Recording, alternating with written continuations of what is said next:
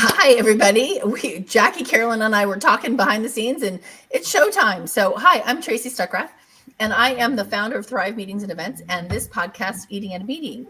And this is Food Allergy Awareness Week. And I am happy to be here with two of the food safety, food allergy trainers in the UK, in my opinion. And they're very adamant about doing this and making sure that we're all feel confident in this. I've had conversations the last 3 days, so check them out. They're live on the podcast as well. And we got 2 more days ahead. And my scratchy throat is from traveling from West Coast to East Coast and making sure that I was here. So excuse my scratchy throat for today.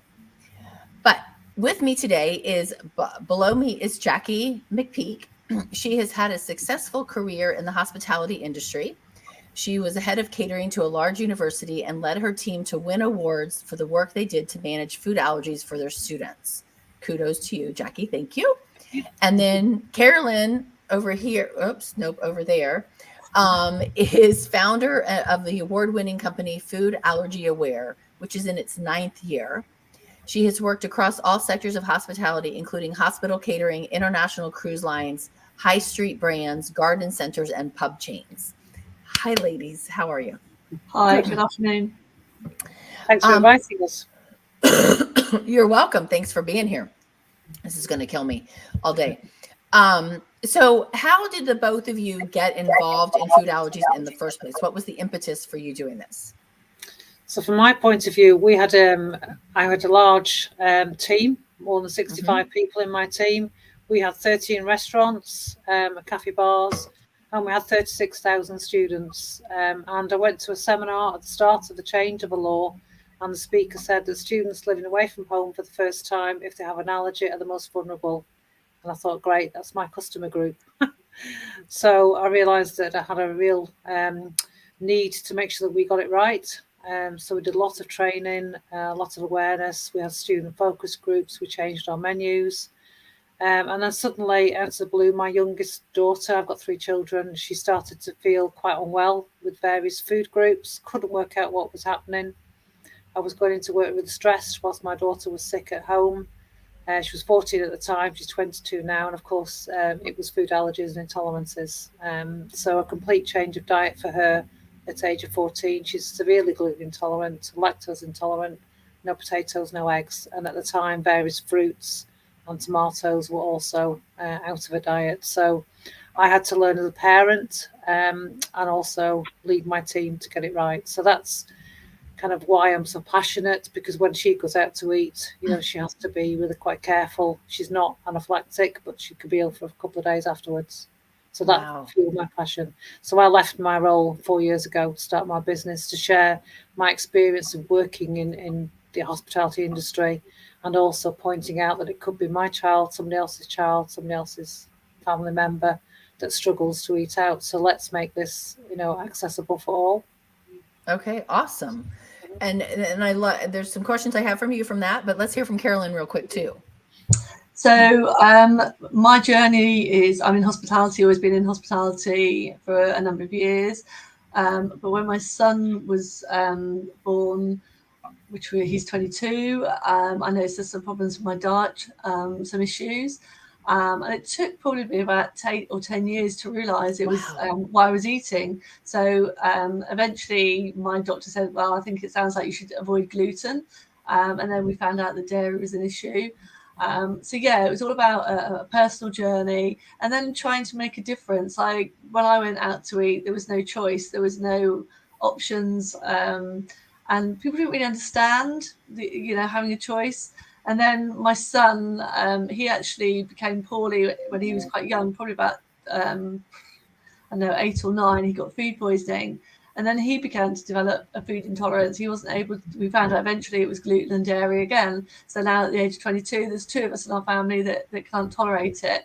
And I think just really trying to impress on the hospitality industry that actually you can provide for the food from customer. You can make things accessible. And it's just really about, trying to get that message across, really. That's awesome. And I think this industry and around food allergies and celiac and all of that, it comes the people that are leading the movement for change are the people who are experiencing it the most, right? And we want change. Now, Jacqui, you mentioned in your answer to me, you were at the university and the law was changing. Are you talking about the EU 1169? That's right, 2014. So the law changed. And at the time, actually, working in the industry, we didn't really have much information. It kind of drifted through. It was it wasn't very clear what we had to do. We just knew we had to do something, and messages were coming through. We had to change all our recipes. We had to make sure that we knew exactly what was in each menu item. Such to the point that we had a really nice Jamaican jerk chicken recipe, actually, from one of our Jamaican chefs, and he refused to give us the recipe. Point blank refused. It had been handed down through generations, and he didn't want to give the secret ingredients. So I said, well, okay, it's not going on the menu. So we had, lots of work to do behind the scenes, and kind of working through our menus, making sure the data was okay, and also getting the training done, because we also had a lot of agency teams working for us and students working part-time. So we'd, quite a raft of training that we had to do. So obviously, my awareness was already raised due to all of that. Right. And when my daughter started being sick on a regular basis, I thought, this is strange. Coincidence. An unfortunate coincidence. Now, and so with the EU 1169, for everyone to know, it takes it a little bit further than the U.S. law, because the U.S. laws, Food Allergy Labeling and Consumer Protection Act, says you have to label prepackaged foods for the top 9 allergens. Well, now it's 9. Before it was 8. But 1169 says you have to label all on unpackaged foods as well for the 14 allergens, right? Exactly, yes. So whatever allergens and ingredients are in each recipe, when asked by a customer, you have to be able to provide that information. You don't have to serve them. So if it's impossible to provide that meal choice, you can say so. If it's going to be a risk to them, but you have to be able to provide. If I say, is there gluten in that product, and they say, well, I'm not sure, that's not acceptable. They have to know what's in the product. And I think that's just important in general. Right? Yeah. All right, I'm going to move. The other thing I would say that, I don't know that it went far enough, in the sense that the loose food, they only had to identify the 14 allergens, whereas obviously there's more allergens outside the 14. There's over 250 foods out there that, can cause a reaction for people. So they'd have a label, and they'd keep all the information about the 14 allergens, but the rest of the ingredients would go by the wayside with loose food. The Natasha's Law, which I'm sure we'll talk about, obviously went a bit further to have full ingredients and having to have the 14 highlighted. But again, I think to a certain degree, the law needs to go that little bit further to make sure that people keep labeling for everything. They keep the labels, and they're able to tell exactly what's in the food and not just the 14 allergens. But at the moment, that's all they do have to do by the regulation. Okay, so let's talk about that. Let's dissect that a little bit. Because, Jacqui, in the back of the house, right, you get this box of flour, or you get this box of whatever. Do you take it out of that box and put it in a container in your storage unit without the label? Is that typically the process? Label. So if you decant from one large container into a smaller container, you must relabel that smaller container. You can either cut it from the box and stick it on there, or ideally you've got a label printer where you print out all the ingredients and you know exactly what the product is. If it's flour, it will go into a flour bin with a lid on. And on top of that lid, it will clearly say, self-raising flour, whatever, contains gluten. Using allergen labels to highlight, whichever allergen is in there. Even if you decant peanuts into a smaller box or container with a lid, you still need to highlight contains nuts, peanuts. Okay. So the next person knows. Right. And I would think that it would need to be on a couple of sides of the box, not just on the top, especially if you put another box on top of it. Right. Yeah. Okay. So just by listening to the two of you just say those things, and Jacqui, you're like, the law is changing and we have to change what our process is. I mean, that's daunting. Yeah. I mean, how can you, And then just going back with some conversations that we were having before we got online, it's like, I was with a hotel and they kept telling me, they weren't worried about the gluten. They were just worried about the nuts. And another company's worried about the gluten. I'm like, avoiding gluten does not contain gluten containing ingredients or whatever. Right. So how do you make people feel confident in doing this in the back of the house so they're not scaring away and say, oh no, don't come into my restaurant or my hotel? We need to have a robust procedure in place. So each member of the team needs to know exactly what their role is, how to manage. So I've said before we were speaking that actually, in our normal kitchen, you have lots of allergens normally. So also known as ingredients. Right. So using the term allergens, people say, oh, we've got all the allergens in our kitchen. Of course you have, because allergens are ingredients. We have fish, we have milk, we have bread, we have flour, in a normal kitchen. It's what you do with those ingredients which is so important. So, you don't just leave them all on the table and hope for the best. You put them away properly in the proper place. You're in the fridge, in the stores. You make sure you keep the labels. And when somebody asks for a meal which is milk-free or gluten-free, the milk stays in the fridge, the bread stays in the bread bin. You don't, you clean the table, you have a procedure in place, and you communicate this to the customer. So yes, we've got procedures in place. Yes, of course, we wash your hands. We'll make it in separate, preparation area if we've got that space, and we'll do all I can to make sure that your meal is suitable for you. Okay, now I want to jump to Caroline real quick. And Caroline, when I first went over and met you on my trip to Poland in 2015, I'm like, oh, I'm just going to stop over and see Caroline. You showed me a grid, which is a lot of restaurants are doing here in the States, the chain restaurants that have more than 20 locations, right? Yeah. But it's showing the menu items down on one side and then the allergens with little dots underneath it. I mean, doing that process, and Jacqui, you can pipe in here too, that's a challenging prospect or project, I should say. Can you explain, how that helps? I think a lot of the manual, I'd say a lot of them, we're seeing people going over to software now. And Jacqui and I are aware there's a free software company out there which is helping businesses to try and get the allergen labelling done in a more efficient manner. But there are businesses that are using it. So the Food Standard Agency, they had their chart, which I think was the one I showed you. But we also had an Excel spreadsheet, which again, it's a free download of the website. But again, it's all auto filled for you.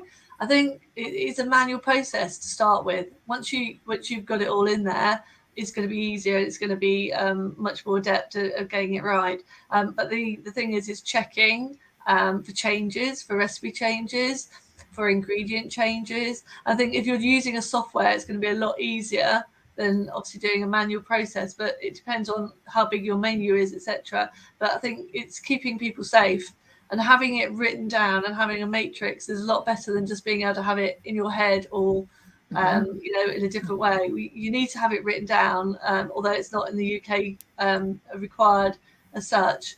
You need to provide the information, but it needs to be verifiable and it needs to be consistent. And the only way to do that is to make sure that it is in a written format, whether it be online or whether it be manual. Well, and it was interesting that I saw a comment recently somewhere. It's like, you need to call ahead because the menu that's posted online might not be the menu that's actually being developed or served in a restaurant currently, or even in a hotel. The venue that I worked at, they're like, yeah, that's a 4-year-old menu. We've altered some of it. So you actually have to ask those questions all the time. Yeah, definitely. And I think, just looking at menus online, I had an example back in January of a hotel that, well, not a hotel, as an attraction in London, which is 5-star, who mislabeled online. And when I contacted them to try and tell them, it took them 3.5 months to actually make a change, even though, trying to inform them. And even the labelling in-house, because I actually visited the place as well, that was incorrect. And that was still taking them, they're saying, oh, perhaps the pearl barley was gluten-free. It's like, okay. So again, it's making sure like you said, that things are kept up to date and kept current, and put dates on those top menus so that people can actually say, oh, okay, so that is an old menu from 2020. I am going to check just in case. But yeah. I mean, yeah, because you well, and I told the story. I'm like, I picked an item because it was a peppadew pepper with stuffed with cheese, and then come to find out like 4 days beforehand, oh, we serve that on a crostini. I'm like, well, nowhere on here does it say that it's served on a crostini. So I picked it because it was gluten-free on your menu, or it reads gluten-free. I should say it reads gluten-free. It's not labeled. So that's that inconsistency. Yeah. Okay, so you two have started to collaborate. I mean, you have collaborated, but you started a new company, Haas UK, Hospitality Allergen support UK. So tell everybody what that does and what your intent with that organization is. So basically, Caroline and I, we've known each other for a while now. So we've kind of, we're not competition because we're at different ends of the UK. So I'm in the north and Caroline's down in Southampton in the south. So we're not competition. We work together. We've got the same values. We have the same attitude towards making sure that we educate, inform, support our clients. We provide training, audits, etc. So we decided that we could reach perhaps more people as a joint business rather than just one person trying to do everything. So we can reach larger companies with our Haas UK company, which we also offer the same kind of services, so training, audits, speaking opportunities, etc. Okay, awesome. And you're running a campaign, which I think is really interesting, called the Near Miss Campaign. And I brought it up to my friend Sarah Jane last weekend, and she's in quality control for renewable energy. And she's like, yeah, near misses. I know what that means, because she's trying to avoid a near miss of somebody falling down on a rug and cracking their head open, right? Nothing happened because that was a near miss, right? Like if they don't crack their head open, they just fell. But explain that in this allergen ingredient world in the back of the house. Definitely. And in the front of the house. Yeah. So again, I think, Tracy, similar to your friend, I worked for a company called Pratt & Whitney, and they make aircraft and engines, and they have a quality system which is second to none called ACE, called Achieving Competitive Excellence. And they have a way of reporting near misses. They're basically customer escapes should never go out the door. Literally, it's something we should all pick up on. And they used to do a thing where you raise a turnback ticket. So what we're trying to encourage is for hospitality businesses to recognise that there may be a potential issue. So they've made a mistake with an allergen and they've just caught it in time. But actually, next time they might not do. Next time it could have the potential to kill. So Jacqui spoke at the allergy show last year in Birmingham, and she did a talk on the near miss reporting, and it was surprising. We asked into the audience, their experiences, and there were people that put their hands up to say, yeah, I reported it to the chef, and he said, well, you didn't die, did you? So you're still here. And it's like, actually, that's like, oh my God, that's, there for the grace of God. But it could have done. And what have you done about it? How have you documented it? How have you reported it? And are you logging it? And we're aware, obviously, that Natasha with Pret a Manger tragically died after eating the baguette with sesame flour in it. So Pret a Manger were warned by at least 6, maybe more families that there was an issue with their labelling, with the sesame. But at the time, they weren't able to capture those incidences, those reporting, because nothing actually happened. It was a near miss. Someone was saying this is a potential to go wrong, and they weren't able to log it. So maybe if they had logged it and they'd looked for a pattern and they'd done the root cause analysis, maybe Natasha would be with us today. But we need to make sure that we work super hard and challenge so that doesn't happen again for other people in the future. We need people to step forward and say, this has happened. We need to log it. How could this have potentially harmed somebody? And then see if it happens again and put a strict process in place. I'd like to, to highlight Pret a Manger do have a process in place now where they do log near misses. They do look at them and monitor them with their management team on a very regular basis. They also work with other high street brands. They've got like a working group that they work with, and they share best practice. They share how to prevent it.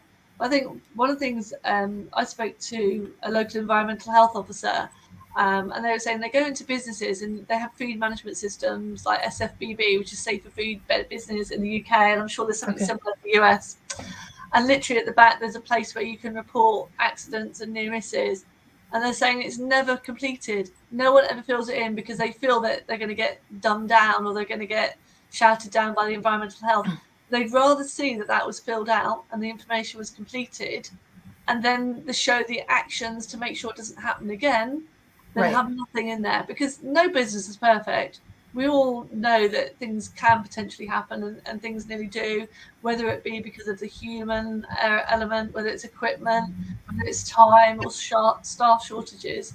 But we need to understand why it is and make sure that we put something in place to show it doesn't happen. So yeah, Jacqui and I are very keen to push that forward. Yeah, we feel it should be part of the procedure. So if somebody makes a complaint, instead of the flippant, oh, well, you're still here kind of attitude, which does happen, there's actually, oh, well, it now needs to be reported to, the manager, the supervisor, and we'll get back to you within 10 days or whatever the case might be. I mean, there are some people that do this, some places do this, but it's a learning curve. Right. And in my experience in previous health and safety meetings, there was always an agenda item near misses. And it would be, like you say, somebody could have fallen over a trip wire or a carpet or whatever it might have been. And that carpet needs fixing, that wire needs, it might be. And there's an action and a name put by that action. And the next meeting we say, has it been done? So this should be for part of the procedure. Has it been done? Who's responsible? And to feedback to the consumer so that they recognise that it's taken seriously. It's not just, brushed under that carpet. It needs to be seen as a learning curve. Thank goodness that nothing happens, as Caroline said there, for the grace of God. Nothing's happened, that the person's told us about it. We'll learn from it and be gracious about it. Thank you for telling us. And also, and because you don't want somebody to die. I mean, you don't want that to happen. Like a near miss is something, hey, let's fix it. But go ahead, Caroline. Yeah, I think it's also trying to encourage a no blame culture internally within your business. So if somebody comes back and says that there's an issue, that they don't feel intimidated, that they can sort of say it quite openly. I was at a conference and I was served food on the second day of the conference, still with warning that I'm gluten and dairy free. They tried to serve me a chicken tikka roll, which I had to say, did I have yogurt in? And then they came out with a roll which had chorizo in that had milk in, and then I had to send that back. And I had to follow up and see how it is. And to be fair, I've had a conversation with the people that actually run the catering this week, and they are actually looking into it. And I said, was it ever reported? And he said, not really, but someone remembered it happening. And I said, was that young girl frightened because it was the chef? So she didn't want to report it because she felt she was reporting on the chef. The chef maybe intimidated. It's just trying to understand that process, but it's not about blame. It's trying to make sure it doesn't happen again. Right. Yeah. I mean, and it actually reminds me of a story a couple of years ago, and I've told the story before, but I was drinking a drink and the label on the buffet said kale and spinach and whatever, but my throat started to get scratchy and went back, and long story short, the server had come out, pulled a note out of her pocket and had written down what she saw the chef making. And it had included pineapple. And that restaurant or that hotel had 2 different recipes with the same name. And when they had a chef switch, the chef, they didn't change the label out front, but they started making the difference in the back. And that's a near miss, right? Yeah. And that should be solved. Let's get rid of one of those recipes. Or rename. As Caroline said, it's all part of due diligence. And the EH officers or whoever's checking would far rather see some documentation to say we recognised it, we've done something about it, and it's a record of processes. It's due diligence. Yeah, exactly. And I think any business does that. And it's not out, like you said, Pratt Whitney and my friend in renewable energy. And that's how you make change. You figure out what went wrong as an event planner.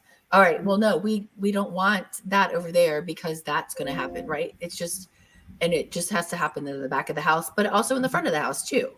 right? Definitely. And I think, just comparing Pratt and Whitney, they take people's lives into their hands every day in an aircraft. They can't afford to get a nut and bolt wrong. We in the hospitality industry take people's lives into our hands with our food. They trust us to provide them with a safe meal. And literally, we need to make sure that is followed through. Right. That's so true. I mean, and you have the term duty of care. You have a duty of care when you open a restaurant to provide a safe environment, right? Exactly. Yeah. And because you're responsible for feeding people, and just as a mom, right? Yeah. So what does a safe, sustainable, and inclusive food and beverage experience mean to the two of you?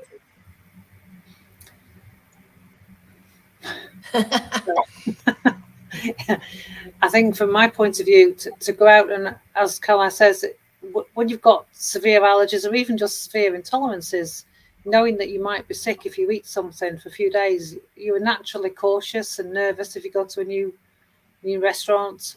So you will check in advance. You probably ring them in advance. What we want to see is good communication and an attitude that actually will make you welcome. We can serve you. So when you go to the restaurants, they've got the booking, they welcome you, they explain your menu has been chosen with care, and they can look after you, they recognise it. You're not a nuisance, you've got a right to eat out and be safe. Right. The food, and also the menu, as Caroline's pointed out before, you should have a choice on the menu. You don't just want to be faced with fruit salad every time you go out to eat. There are lots of foods that are naturally gluten-free, lots of vegetables. You just need to be creative. When we worked at the university, actually, our directorate, who had a lot of VIP dinners, 2 or 3 a month, 8 out of 12 directorate had dietary requirements. Oh, wow. So our chefs had to be creative, so they didn't have fruit salad every time they ate. So it's about, using your imagination, because there are, a wide variety of meals out there which can be cooked safely, and it's part of everyday life. There are going to be people within that group of people that need a meal created separately for them. Yep. So definitely, and I agree with everything that Jacqui's saying, and I think it's also about being proactive. You should have information on your website about what your allergy policy is, what your procedure is, what you can supply, and how you can provide. People shouldn't go onto a social media group or a Facebook group or whatever and say, "Have you been to this venue? What's it like?" You should be able to actively say on your website exactly what you can provide. We're working with some hospitals at the moment, and I was at the Hospital Caterers Association. And one of the things that I raised was on their website, have they got a website or a page linked to their catering team saying how good they are and what they're doing, because they're trying to promote how well hospital caterers are at the moment with the food review. And then I said, do you have anything on there about allergens, how you provide for them? If somebody has a multiple allergy and they're going in for a planned pregnancy or, to give birth or a planned procedure, they want to go on that website and see how they can be provided for or who they can contact. But time and time again, I see people on social media pages saying, I'm going to this hospital, is it any good? And it's like, that shouldn't be there. It should be on the venue. They should be the ones that are proactive in being able to give that information out, frequently asked questions, of where you can find stuff. Well, and it's like the girl who went into the emergency room with a peanut allergy reaction, and then they served her a peanut butter and jelly sandwich. Like, hello, right? Yeah. I mean, how do you? She can't do that beforehand, right? But what are the policies and procedures from the nurse to the culinary team, right, to get that back? Yeah. Also, it's sort of serving in a catering environment in a hospital. I know peanut butter and jelly is quite popular, but you're like, actually, you need to think outside the box and have something different because of that high risk and touch and contamination. Right. Mm-hmm.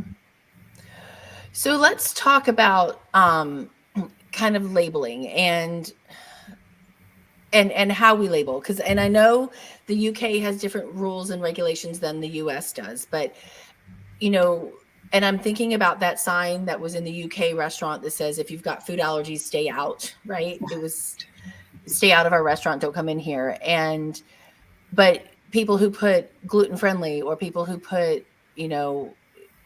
avoiding gluten, I told you beforehand, it's a conundrum. I mean, how are we supposed to label it? What we don't want to see, what we don't want to see is these what we term disclaimers.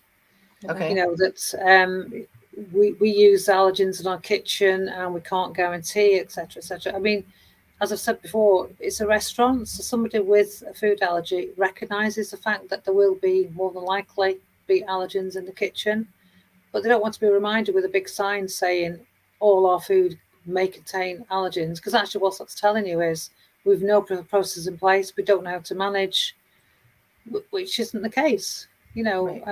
I saw it recently, please beware, any of our menu items may contain and listed, the 14 allergens. Well, really?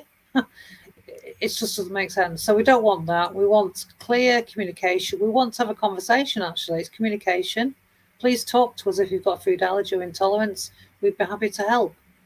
And then you have that conversation. Well, I'm gluten intolerant. Well, we'd recommend this off the menu, or we can provide this dish, or the chef can change this item for you. And it's a conversation we want to build that trust and that rapport. Because also we need to remember, which I talk about in my training, unfortunately, people with allergies also don't like things.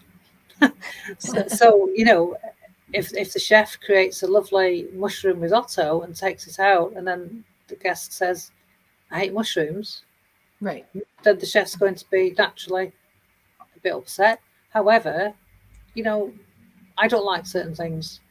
Right. So we have to ask that question too. What is it you're allergic to? And is there anything you don't like? I'll just tell the chef. Right. And we have a conversation. Yeah, absolutely. And it gives the customer the opportunity to say, yes, I want to eat here, or no, I don't. And there will be certain situations in some places where they won't necessarily be able to eat. I did some work with a pub that was up north, and they basically made their own pizzas, and they did their own pizza dough, and there's flour everywhere, and they did a bruschetta type meals throughout the day, like snacks and stuff. And literally, it would be impossible for them, to a certain degree, to provide somebody who was celiac, even with a salad in there, because it was just crumbs everywhere, and it was there. But the other thing is not just about turning people and say, well, I'm sorry, we can't serve you, but actually, sort of go away. It's about like, well, actually, we can't help you, but there's another place up the road that can help you. Be a little bit more positive about finding, being aware of what places around you can help, because, it's not always going to be the case that you can do it. You have a fish restaurant, and you have a fish allergy, to a certain degree, you're not going to be able to, because of the way things are managed within that kitchen. So yeah, again, it's common sense, and obviously someone with an allergy, possibly with a fish allergy, won't go into a fish restaurant. But again, it's if someone else chooses, it's like, how do you make them more comfortable or whatever? So yeah, it's making communication, I think, like Jacqui says, is what we think is key within our training, to be able to communicate, not roll the eyes and think, oh my god, it's somebody that's got an allergy walking in, and it's being positive body language and proactively trying to find things for them, rather than just throwing an allergy chart at them and saying, oh, just take a look at this, and then walking away. Well, and that's also an issue, sorry, because some restaurants are worried about litigation. So they literally will give you the file and say, I'm sorry, we can't advise you, but please feel free to look at the matrix, because they feel that if I've advised them, if Jacqui's advised them, and then they're ill, it's my fault. But, looking through the matrix can be quite daunting, having to work your way through the starters, the main course, and it's a little tiny font too. Yeah. So it's about having that confidence to advise them so they can make an informed decision.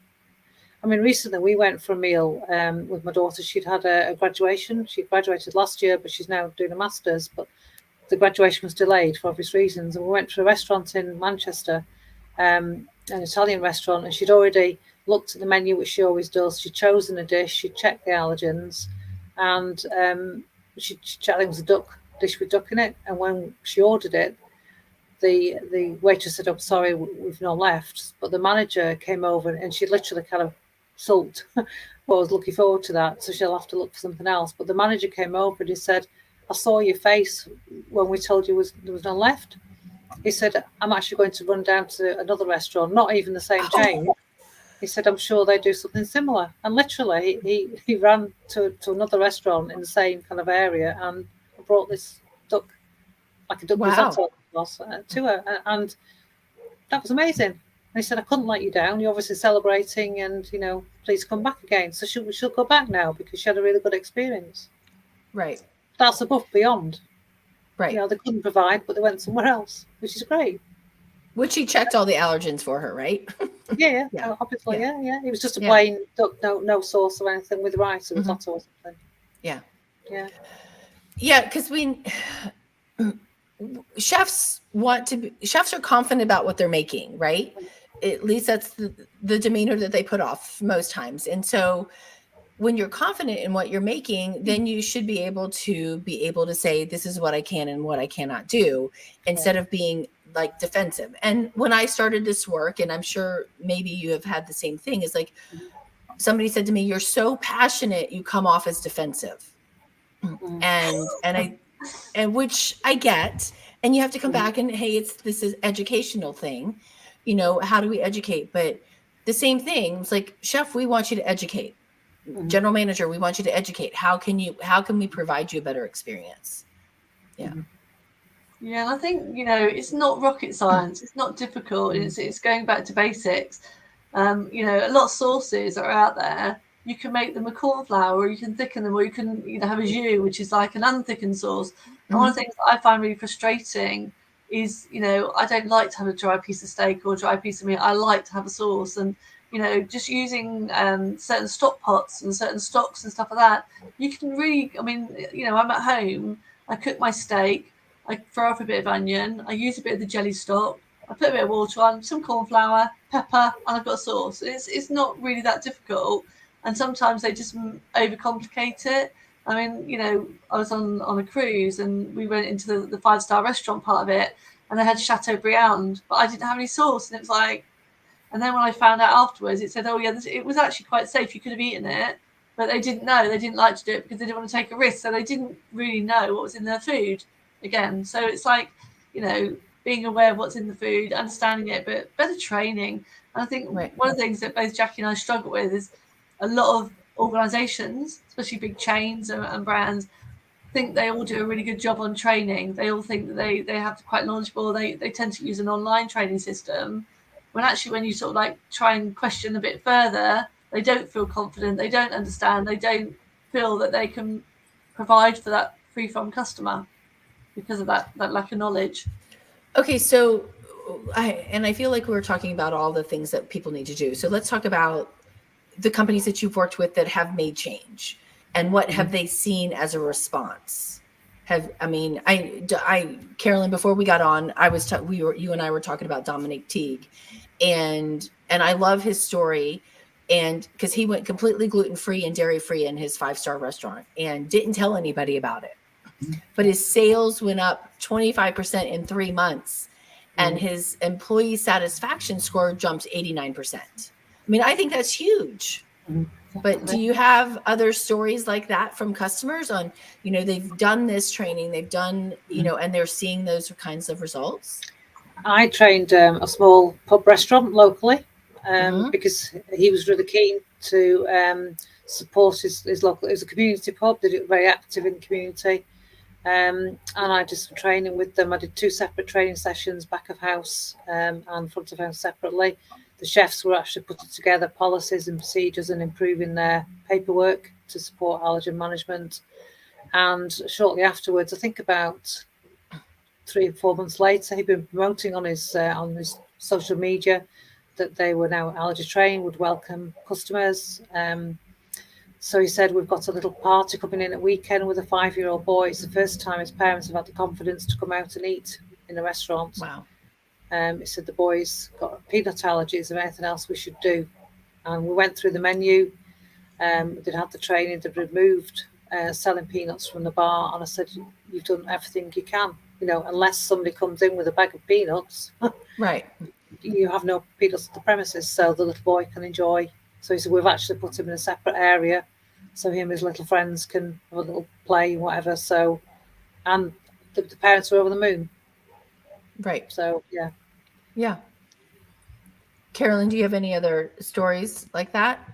I think it's with the pandemic over the last 2 years, to be honest with you, we've seen the free from customer not getting as much of a service, so it's been a bit more difficult, but it's starting to build up again. So I'm working with a pub chain that are wanting to do more, and trying to encourage it. So also working with hospitals that want to make sure that they're being positive and proactive with their patients and getting better with the food and the choices and stuff. So I think it's starting to build up again now, but sort of slowly. But I mean, I went to a pub near where I'm here for my birthday in January, and I'm gluten and dairy free, and it was a roast, and very unlikely that I get much when I have a roast. I don't even expect to have a Yorkshire pudding. And we went, and there was 14 veg, roast potatoes, and I actually had a Yorkshire pudding. It was amazing. Nice. So yeah, we went back for Mother's Day, and it wasn't that expensive. They had desserts there that were gluten and dairy free. I think in the main, a lot of it at the moment is those people that are celiac or that are gluten free or have an allergy that run an establishment. They're the ones that are pushing it forward, and they see the benefits and the USP and people buying it. I mean, we've sort of said before that if you go out for a meal, so there's 5 of us. If we go out for dinner, and we went out for another meal in February, March time. If I can't have dessert, nobody else is going to have dessert. So that's sort of £4 or £5 maybe. So that's like £30 that they've missed out on. Right. They could, which is quite easy money. But actually, there was nothing there that I could eat. Yeah. So again, it's understanding that the economics of it as well, really. Well, and I said it. Go ahead, Jacqui. So I've done some work with the local council. So to date, I've trained 550 members of the school meals service team, so cooks, supervisors, catering assistants, because they want to get it right. Because actually, to be fair, when they started in the role maybe 10, 15, 20 years ago, it wasn't so much of a problem. But now there's probably 1 in 5 children being diagnosed with food allergies. And it's not just one allergy, it's multiple allergies. And it's allergies outside the top 14. So the staff members are going home worried. Have they prepared it properly? Are the children okay? So the council have made a positive effort to make sure they're all trained and they've got the confidence that they need to answer queries from parents, to make sure the children are safe, to answer any questions, and actually to help with the wider school knowledge, because it's not just kitchens. There's so many areas within a school where there could be an issue. So that's been really good, a good time for them to do all this training. Well, and I'm glad that you mentioned that, because it's in school systems. It's not just the school cafeteria, but it also relates to work. There's the work cafeteria. There's the office party that people bring food in. Yeah. There's the catered events that you bring, variety of things. And even in the staff lounges, right? Yeah. And educating people on making sure that their coworkers are safe. Yeah. And it's a challenge. I did some training last year for care homes, and it was a group of care homes, and it was towards the end. And the teams that I trained had the carers, the nurses, and the catering staff, because they felt it should be a joint approach, because obviously the medication could have allergens in, and the medication affects the food, and vice versa. So they felt it wasn't just the responsibility of caterer. So it was a really good exercise. But towards the end, probably the 3rd session out of 10 sessions I was doing, one of the carers was visibly upset when I was talking about allergies, and I said, "Are you okay?" And she said, "I remember a few years ago we had a carer and she died here on the doorstep." Wow. And it was a young girl who was 19 who not long joined that care home, and she hadn't told them about her allergy, and she'd left her EpiPen at home, and at the end of her shift they'd shared cake which contained nuts. And I was shocked, and I said to the manager, "Why didn't you tell me?" And he said, "I wanted them to tell you, but this is why I was so keen to get the whole team involved." So since then, I now talk about inductions of new staff, because the younger generation predominantly getting diagnosed with allergies. So when they start to work, the full time, because during school they're quite well protected, but when they start into their career, perhaps not so much. So like you say, staff rooms, staff fridges, events, And actually even on induction day, we ask about, do you have a medical condition we need to know about? They might report diabetes or epilepsy, but not necessarily allergies. And it's important to know so the rest of their team, the workmates, understand. I've got an allergy, I've got an EpiPen, I keep it here. Please avoid. And like I said, the peanut butter scenario and the jelly, we can't have it in our staff room anymore. That type of conversation. I think and creating inclusivity. I mean, my son started a new job in January time, just before around about that time, and he within his Easter, he actually got bought a gluten and dairy free Easter egg. Literally, they did it, and they made him feel wanted. And it's like that hasn't really happened. I mean, in schools it doesn't happen. I mean, we know seasonally, like it's Easter at school, they get given a little Easter egg. But he went through about 4 years where he got nothing, and he got given a bag of Haribo, I think, on the last year. But he's like, I didn't mind, Mum, but it wasn't right. Do you know what I mean? And he's trying to make that ways. But the other thing I've seen as well, the teachers get given a gift. And they get given maybe a little box of Quality Street or whatever roses, and then they'll sit at the front eating out the chocolate box, which has got nuts in it, and they're a no-nut school. So again, making them realise that actually it's not just about, they need to think about the whole concept of different things around them. Right, exactly.